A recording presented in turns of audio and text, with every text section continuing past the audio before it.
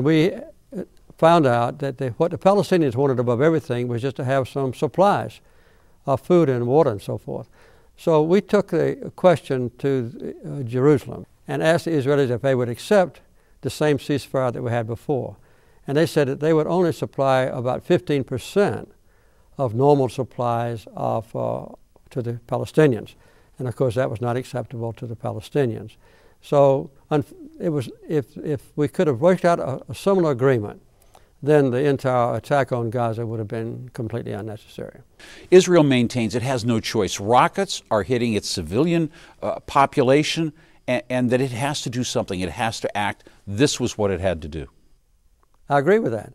And if the rockets were falling on me, I would certainly, on my country, I would certainly respond.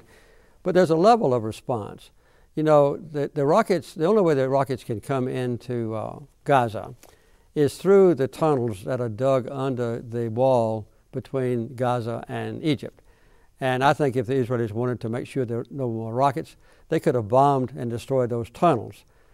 But to launch an attack, as the Israeli Defense Force says, against 1,000 targets, that was about 3 or 4 days ago, and killed 800 or more Palestinians and destroy 17 mosques and the American school and so forth, and to invade Gaza was completely unnecessary in my mind.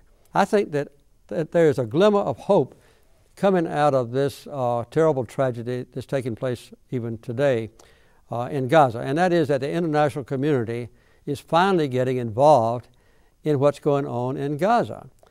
And that is that we need to have supplies to the 1.5 million people who've been starved there in Gaza for the last 2.5 years. Secondly, the international community needs to assure that when another ceasefire is negotiated under their pressure, then it will be publicized, and both sides, Israelis and the Palestinians, will have to certify that they will abide by it. And then there needs to be a monitoring of the situation in Gaza. That is, an adequate supply of food and other necessities going into the starving people. Secondly, no rockets coming out of Gaza. And third, no permission or entryway for additional weaponry to come into the Palestinians who are living in Gaza. You were at the White House this week, and you sat down with President-elect Obama and former presidents right there. Did the issue of talking to Hamas come up? I can't reveal what happened. The day before we had the 5-president meeting, I spent a good bit of time just privately with the President-elect Obama.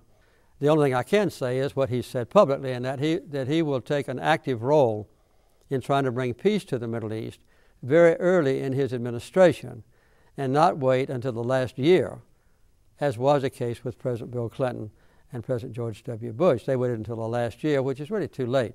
Does just meeting with someone, your enemies, really raise their stature?